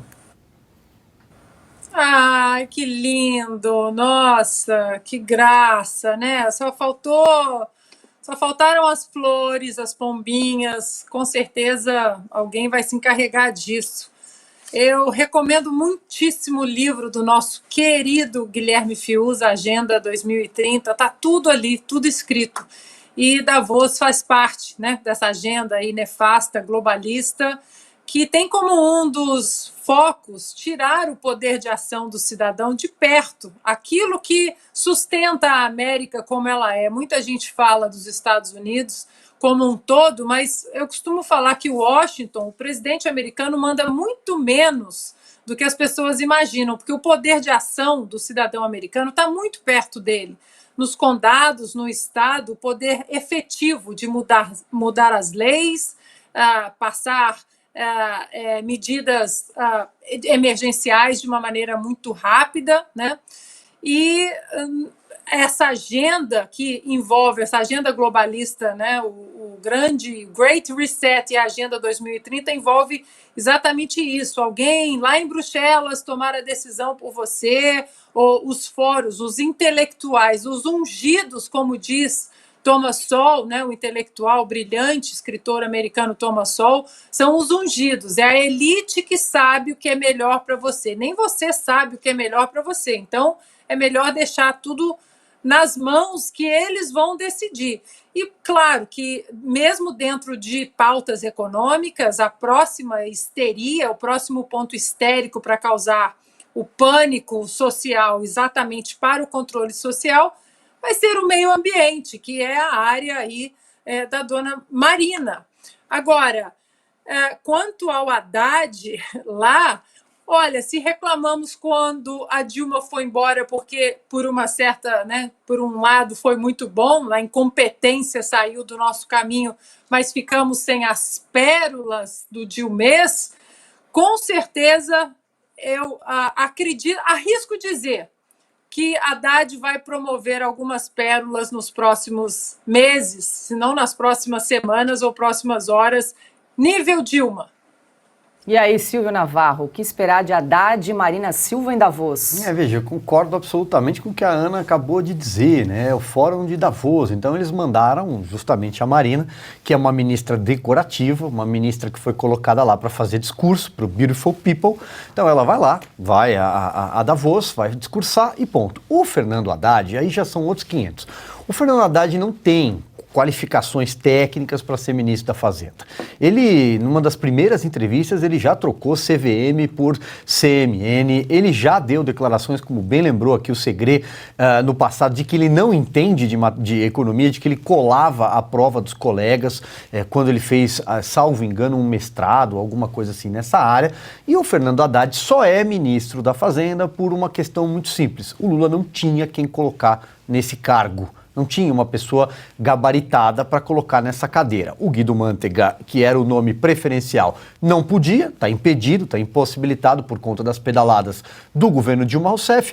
O Aloysio Mercadante, todo mundo sabe, é público e notório que o Lula não gosta do Aloysio Mercadante, porque era o homem forte do governo Dilma e foi apontado ali como um dos responsáveis pela tragédia econômica que se arrastou no Brasil naquela época, mas então ele empurrou o BNDES para o Aloysio Mercadante. Sobrou o Fernando Haddad, que o Lula sabe que se ele mandar, o Fernando Haddad obedece. Além, evidentemente, que o Lula já está pensando, talvez pela primeira vez, na ideia de que precisa sim ter um substituto em algum momento dentro do PT. Agora 19h05. O ditador da Venezuela, Nicolás Maduro, disse que conversou com o presidente Lula sobre a ideia de criar um bloco político de esquerda nas regiões latino-americana e caribenha, com a finalidade de unir forças com a Rússia e a China. A declaração ocorreu durante discurso à Assembleia Nacional feito na última quinta-feira. Vamos acompanhar um trecho. Está llegando una hora nueva, una hora especial, para juntar los esfuerzos y los caminos de los pueblos de América Latina y el Caribe, para avanzar en la conformación de un poderoso bloque de fuerzas políticas, de un poderoso bloque de poder económico, que le hable al mundo, que invite al mundo también a la integración, que invite al mundo a la construcción de nuevos polos de poderes, de esa comunidad de destino compartido que habla nuestro hermano mayor, el presidente Xi Jinping, como una comunidad de destino compartido, o de ese mundo pluripolar, multicéntrico que habla nuestro hermano mayor, el presidente Vladimir Putin. Un bloque latinoamericano, caribeño, cohesionado, unido. Segré está aqui indignado, vou começar com ele, lembrando a nossa audiência que Lula e Maduro devem se encontrar na cúpula da Comunidade dos Estados Latino-Americanos e Caribenho, a CELAC, que ocorre no dia 24 de janeiro em Buenos Aires. Vai ser um prazer enorme receber na minha terra semelhantes personalidades do mundo político. Mas você sabe, Paula, que não está confirmado que o Maduro e o Díaz-Canel possam viajar, porque tem aviões que são requeridos pela justiça americana. O Díaz-Canel, da Cuba, ele viaja em aviões venezuelanos, porque a Cuba está falida, não tem dinheiro nem para pagar um avião. E eles têm medo que a justiça americana possa penhorar os aviões ou que, como a maioria das empresas que fornecem combustíveis têm capitais americanos, eles não possam reabastecer os aviões e tenham que ficar os aviões em território argentino. Eles têm, de alguma maneira, uma tranquilidade em termos diplomáticos, de que não podem ser presos. Lembrando que os Estados Unidos colocou uma recompensa de $15 milhões pelo Nicolás Maduro. Mas o que me preocupa mais é a questão do irmão mais velho, Xi Jinping, o outro irmão, o primo, sei lá como ele denomina, Putin, quando busca uma pátria grande na América Latina com dados que assustam. O próprio, nessa mesma fala da Assembleia Nacional, o próprio Maduro indicou que tem 2,3 milhões de pessoas com uma crise severa alimentar na Venezuela. São 30 milhões de habitantes. 6 milhões de venezuelanos saíram exiliados do país buscando um futuro melhor. 53,4% da população venezuelana está por baixo da linha de pobreza. A própria ex-presidente do Chile, Bachelet, indicou como uma representação das Nações Unidas que tem violações aos direitos humanos. A maioria dos meios de comunicação são estatizados, não tem meios independentes. E esse é o exemplo dessa pátria grande latino-americana. Meu Deus do céu. Ana, só para a gente lembrar aqui também para a audiência que em 2020 o governo de Jair Bolsonaro oficializou a saída da CELAC, que é essa comunidade, cúpula da comunidade dos estados latino-americanos, mas o Lula decidiu então voltar a integrar a cúpula. Lembrando que o Foro de São Paulo foi também uma teoria conspiratória, né, lá do velho da Virgínia, aquele maluco que já falava em Foro de São Paulo há décadas. E agora o Foro de São Paulo está aí, à luz do dia, inclusive enaltecido, né, pelo Lula e seus asseclas ali do PT. Agora, curioso que o ditador fala o nosso presidente maior, Xi Jinping. Não fala ditador, né? Um ditador falando para o outro deveria falar eu, ditador, vamos enaltecer o nosso ditador máximo, Xi Jinping. E outro ponto curioso também, Paula, é que quando o presidente Bolsonaro fez aquela viagem à Rússia para sentar com Vladimir Putin antes da guerra da Ucrânia e a Rússia, para negociar a compra de fertilizantes para o Brasil, o agro sendo uma das principais engrenagens, né, sociais e econômicas do nosso país, a esquerda brasileira criticou, desceu a lenha no presidente Bolsonaro, vai sentar com ditador, vai sentar com fascista, com isso, com aquilo, regime totalitário. Hoje, aqui, os americanos e os canadenses ainda estão com o campo escasso na questão de fertilizantes. O Brasil continua aí tranquilo, né? O agro continua produzindo graças exatamente a essa reunião que o presidente Bolsonaro teve com Vladimir Putin. E agora que um ditador fala do Vladimir Putin, silêncio absoluto na esquerda. Aí tá tudo bem. E aí, Silvio Navarro, o que dizer dessa fala aí do ditador Nicolás Maduro? Olha, veja, o Segre fez aqui um belo resumo, um belo quadro dessa América Latina hoje e, sobretudo, do Nicolás Maduro, ditador venezuelano, que, com um país nessa situação de extrema pobreza, de miséria, de repente chega o final do ano, Natal, e o Nicolás Maduro manda fazer 12 milhões de bonecos do Super Picote e da Silita, que é a primeira-dama, e distribui para crianças. As crianças estão passando fome e ele distribui aqueles bonecos que, além de tudo, são ridículos. Agora, sobre essa cúpula, Paula, veja, isso é uma forma, né, ela só serve para o Brasil repassar dinheiro para esses vizinhos latino-americanos por meio do BNDES. É para isso que serve. É para o Porto de Mariel, é para gasodutos para a Argentina, inclusive tem um em curso nesse momento, já, né, as obras devem começar esse ano, para a Bolívia. Então a gente sabe para que servem essas cúpulas, né? Essas cúpulas servem para o Brasil, que vive um momento financeiro, econômico muito diferente dos seus vizinhos. O Brasil vai bem na contramão do mundo por conta do belo trabalho feito pelo ministro Paulo Guedes nos últimos 4 anos. Nossa economia demonstrou resiliência, mesmo com pandemia, mesmo com uma guerra em curso ainda lá no leste europeu, né, na Ucrânia. Pois bem, tá aí, o Brasil agora vai emprestar dinheiro, pode escrever isso que vai acontecer, vai voltar a emprestar dinheiro para esses vizinhos latino-americanos. Quer complementar, Segre? Sim, queria, porque não somente vai ter a reunião da CELAC, Evo Morales vai propiciar uma reunião de produtores de cocaína do Peru, Equador e Colômbia, em Buenos Aires. E vai ter uma reunião bilateral entre o presidente Lula e o presidente Alberto Fernandes no dia 23. Talvez participe a vice-presidente condenada Cristina Fernandes e vamos ver o que vai sair dessa reunião, porque lembrando, na época em que o Alberto Fernandes participou da assunção do presidente Lula, o Lula manifestou que ele precisava que o Alberto Fernandes seja eleito. Pobre Buenos Aires, hein? Uma cidade tão bonita, hein, Segre? Vai ter um sucesso, vai ter todo um grupinho de amigos do WhatsApp tentando fazer, reunião de produtores de cocaína. Isso realmente me superou. Daqui a pouco eu vou embora. Agora, 19 horas e 14 minutos, o ministro da Secretaria de Comunicação da Presidência da República, Paulo Pimenta, quer reativar o que ele chama de Rede de Defesa da Verdade. O petista disse que planeja um decreto ainda neste mês para a criação da Secretaria de Combate à Desinformação. Vou pedir socorro a Silvio Navarro, porque eu li essa notícia hoje mais cedo na coluna No Ponto, no site da Revista Oeste. Explica pra gente, Silvio, o que é isso?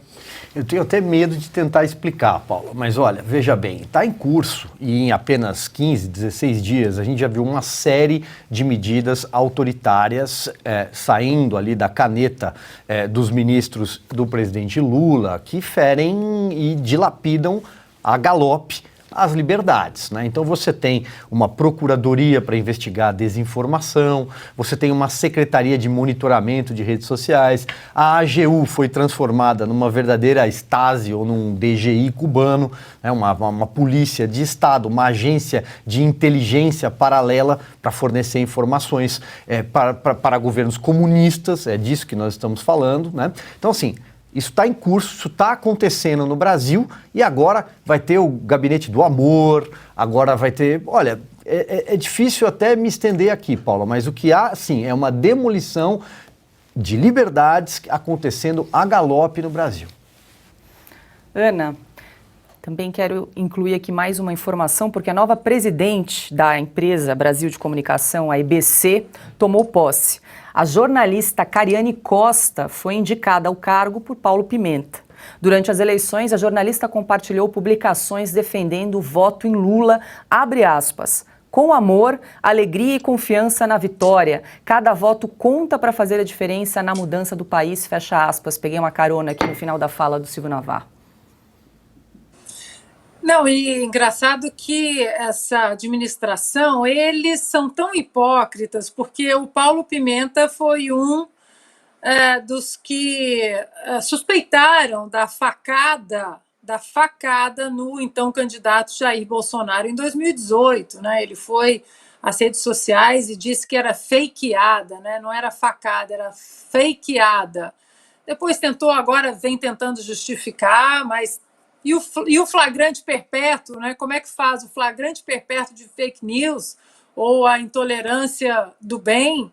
E o curioso de também, outro ponto, Paula, dessa administração, é que você corre aí o nome nos 37 ministérios, eles, quando perguntado o que eles acham dos nomes, né? Tanto Paulo Pimenta quanto o próprio Lula, Geraldo Alckmin, o que eles respondem? Porque temos mulheres, temos negros, temos todos os nomes relacionados a esses balaios coletivistas. Nunca vem uma ficha técnica. É formada nisso, administrou isso, tem experiência naquilo. Eu vi uma entrevista ontem, por exemplo, da nova ministra da Cultura, a Margarete Menezes, e ela falou 30 segundos e não soube responder as perguntas e colocou o assessor ali do lado, o secretário quer falar alguma coisa e puxou um outro secretário. Ou seja, estamos entregues, né, não apenas nessas pastas ditas culturais e ideológicas, a da cultura, do esporte, a um caminho ideológico, mas em pastas importantes, como o Ministério da Economia, como o nome do Banco Central. Não, vamos colocar uma mulher, vamos colocar um negro, um homossexual, um indígena. Bom, meritocracia, né, independe da sua cor, da sua opção sexual ou do seu gênero, do seu sexo, e isso nós não temos visto na nomeação dessas pastas, e isso é bastante preocupante. O Segre, vamos ver se você consegue estabelecer mais um paralelo com a Argentina. Ainda nesse assunto, Paulo Pimenta indicou querer uma nova EBC, Empresa Brasileira de Comunicação. Na última sexta-feira, diretores da estatal, que eram da gestão de Jair Bolsonaro, foram demitidos. Entre eles, o presidente da EBC, Glenn Lopes Valente. A cúpula petista não estava satisfeita com a linha editorial adotada pela TV estatal. Nos protestos do último dia 8 de janeiro, a EBC classificou as pessoas que estavam na Praça dos Três Poderes como manifestantes, o que teria desagradado ao governo. Quando termine essa investigação que o senador Marcos Duval estava mencionando, talvez tenha que incorporar de novo o presidente da EBC, porque tinha claramente várias pessoas que eram configurados manifestantes. Isso, de alguma maneira, também não invalida a questão de que todo o recurso público que é destinado à comunicação do governo pode ter alguma forma de manifestação, de manipulação dessa informação para a população. Na Argentina tem a mesma coisa, tem a televisão pública, e essa televisão pública que ninguém assiste, porque não tem nenhum sentido assistir, conta todas as benevolências do governo. Eu sempre penso que quando o governo faz bem as coisas, não precisa publicidade para divulgar nada. As pessoas sentem essa melhora na sua condição de vida, o que se chama desenvolvimento econômico, e mesmo que ninguém publique que as coisas estão melhorando, a gente sente que está melhorando. Mas isso é pauta publicitária do governo para empresas editoras privadas e a utilização da máquina pública numa emissora que ninguém assiste. Silvio, é curioso que o Paulo Pimenta, ele também acusou o ex-presidente Jair Bolsonaro de se beneficiar, abre aspas, de uma poderosa máquina de comunicação com recursos públicos e privados, legais e ilegais, fecha aspas. Segundo o chefe da SECOM, apesar de Bolsonaro ter sido derrotado na eleição, um suposto gabinete do ódio continua ativo nas redes sociais, segundo Paulo Pimenta. Eles não mudam a narrativa, né? Eles vão mantendo, vão esticando essa corda. Agora, veja, Paulo, em relação à EBC, até a título de manter a coerência, eu sou contra o Brasil ter uma TV estatal.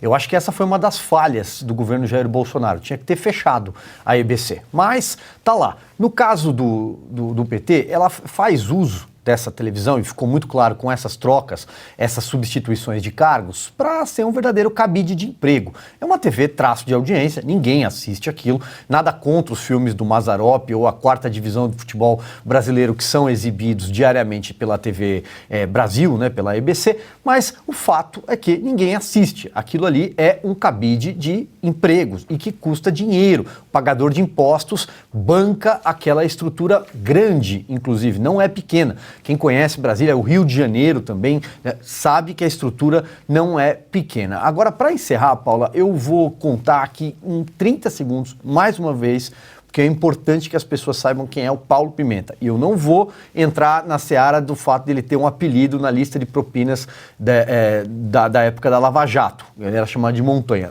Essa história já foi muito repetida. O Paulo Pimenta foi o deputado que era vice-presidente de uma CPI chamada CPI do Mensalão. No ano de 2005, era uma espécie de série B da CPI dos Correios, ela funcionava paralelamente e no cargo de vice-presidente ele se encontrou clandestinamente na garagem do Senado com o Marcos Valério, que era o operador do Mensalão, pegou uma lista com nomes de tucanos que na época eram os antagonistas ao projeto de poder do PT, antagonistas ao governo Lula naquela época, e não conseguiu depois explicar como é que ele tinha conseguido aquela lista de forma clandestina. Na época, o deputado Júlio Redecker, que inclusive faleceu depois na tragédia de Congonhas, do avião da TAM, o deputado Júlio Redecker contou em alto e bom som: Paulo Pimenta, você pegou essa lista do Marcos Valério escondido dentro de um carro na garagem do Senado. Essa história precisa ser relembrada porque diz muito sobre quem é o ministro que hoje chefia a SECOM no Brasil. E o Paulo Pimenta, evidentemente, não conseguiu se explicar e teve que deixar o cargo na CPI. Vamos acompanhar as cenas dos próximos capítulos, né? Agora, 19 horas e 23 minutos, chegou uma informação agora para a gente que o Partido Liberal confirmou há pouco a candidatura de Rogério Marinho à presidência do Senado Federal. Marinho foi ministro do Desenvolvimento Regional no governo de Jair Bolsonaro. Segundo nota do PL, o Progressistas e o Republicanos apoiarão a candidatura de Marinho. Ana, aqui o programa Oeste Sem Filtro conversou com o Rogério Marinho há algumas semanas atrás, né, a respeito dessa possível candidatura que agora é confirmada. Paula, eu conversei durante o final de semana com alguns deputados e 2 senadores e eles me disseram que é o nome mais indicado, que embora aqui naquela entrevista que ele nos concedeu, ele tenha patinado, eu diria assim, em relação a colocar, né, se ele for eleito presidente do Senado, se ele colocaria como prioridade um processo de impeachment de um dos ministros do Supremo Tribunal Federal que não para de cometer inconstitucionalidades. E ele, né, se desviou, disse que não, que vai tentar, né, se ele eleito, vai tentar todos os instrumentos possíveis e tal. E aquilo foi um pouco frustrante, eu diria até bastante frustrante, porque nós sabemos que hoje o principal problema no Brasil é a falta de respeito à nossa Constituição cometida por ministros do Supremo Tribunal Federal e que nossa ferramenta constitucional está exatamente no Senado, mas que para isso precisa da ação do presidente do Senado. Esses deputados e 2 senadores que eu conversei durante o final de semana me disseram que é uma pauta de backstage, que é uma prioridade, mas que não pode ser dita de maneira pública para que os votos não sejam assustados, né? Que ele não perca os votos necessários exatamente para chegar até a presidência do Senado, já que se ele colocar isso como uma pauta pública, muitos podem voltar atrás com medo exatamente de retaliações do Supremo Tribunal Federal. Para arrematar rapidamente, Silvio Navarro? Olha, veja, Paula, há 2 candidaturas em construção nessa eleição do Senado, né? Do Rogério Marinho, bem lembrado aqui pela Ana, também deu entrevistas aqui pra gente, também do senador Eduardo Girão.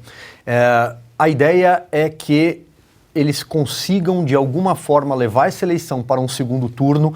Há uma batalha também de fundo nessa história para que o voto seja aberto, o que dificilmente vai acontecer. O voto é fechado, é secreto.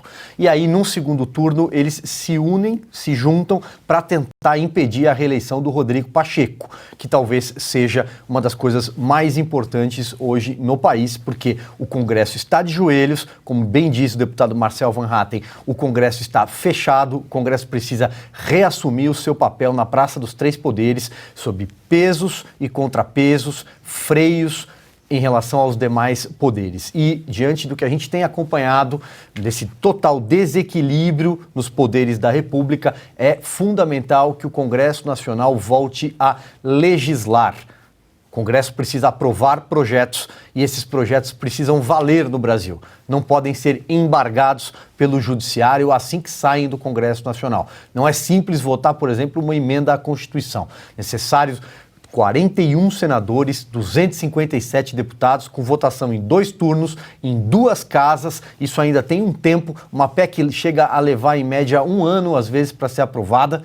E aí o Supremo vai lá e numa canetada, inclusive monocrática, como aconteceu no ano passado, simplesmente todo o trabalho do Legislativo é jogado no lixo. Então o Congresso precisa ser reaberto, precisa retomar as suas prerrogativas constitucionais. Então a gente torce para que uma dessas candidaturas prospere, porque afinal de contas o Rodrigo Pacheco está lá e ninguém se lembra de um discurso do Rodrigo Pacheco, um projeto que ele tenha assinado ou que ele tenha aprovado. Ninguém sequer sabe o que o Rodrigo Pacheco fez para chegar a esta cadeira. Talvez não incomodar ninguém tenha sido seu grande mérito. É importante que você, eleitor, cobre do seu senador aí a alternância de poder, uma renovação aí no Senado agora para 2023, dia 1º de fevereiro, tá logo aí. E termina aqui mais uma edição do programa Oeste Sem Filtro. Muito obrigada pela sua companhia. Quero agradecer mais uma vez. Estamos quase batendo 70 mil inscritos na plataforma Rumble. Nós que chegamos na semana passada já estamos alcançando números incríveis. Muito obrigada pela sua companhia. Deixe o seu like, deixe o seu comentário. Não esqueça de compartilhar esse link com amigos nas redes sociais, nos grupos de WhatsApp e de Telegram. Quero também deixar um beijo para Guilherme Fiuza e para Augusto Nunes, que estão em merecidas férias nesta semana. Começo me despedindo aqui com os meus colegas de bancada. Gustavo Segre, muito boa noite. Muito obrigado. Tem uma reflexão final, Paula, que diz que quando a esquerda perde uma eleição, tenta destruir o país. E quando ganha a eleição, ele consegue. Bom para começar a semana aí, né? Muito boa noite, querida Ana. Boa noite, obrigada mais uma vez pela companhia, pela condução do programa, Paula, Segre, querido craque Silvio Navarro, um beijo Fiuza, mestre Augusto Nunes. Eu queria agradecer, Paula, a nossa audiência e as muitas, centenas de mensagens no meu Instagram, contando que estão assinando a revista Oeste, passando o link para os parentes, para os familiares. Esse programa só existe, só é possível por causa de vocês aí do outro lado, nossa audiência maravilhosa. A minha reflexão, vou pegar a carona aí do Segre, hoje é um feriado importante aqui nos Estados Unidos, que é o dia de Martin Luther King Jr., e ele dizia que para que os maus eles se sobressaem, é preciso o silêncio dos bons. E aqui vocês ajudam que o conteúdo desse programa e da revista Oeste continue sem filtro. Muito obrigada a todos, boa noite, até amanhã. Grande Silvio Navarro, muito boa noite. Ele que semana passada estava fechando a última edição da Revista Oeste. Estávamos com saudade aqui de você na bancada. Eu também estava com saudades, Paula. Muito boa noite para você, obrigado, meu amigo Gustavo Segre, querida Ana Paula Henkel, e fica aqui um abraço mais uma vez para o Guilherme Fiuza e para o Augusto Nunes, que estão em férias. Eu queria reforçar esse recado final da Ana Paula. Tem aí um QR Code no cantinho da sua tela. Se você apontar o seu celular, é um passo a passo muito simples para você apoiar o nosso jornalismo independente. Aqui a liberdade é inegociável e é a sua assinatura que mantém a estrutura da Revista Oeste e também os nossos programas em vídeo. A Oeste não tem ligação com nenhum político, com nenhum partido, com nenhum governo, nunca aceitou nenhum tipo de recurso público. Estamos aqui pela sua assinatura. Boa noite.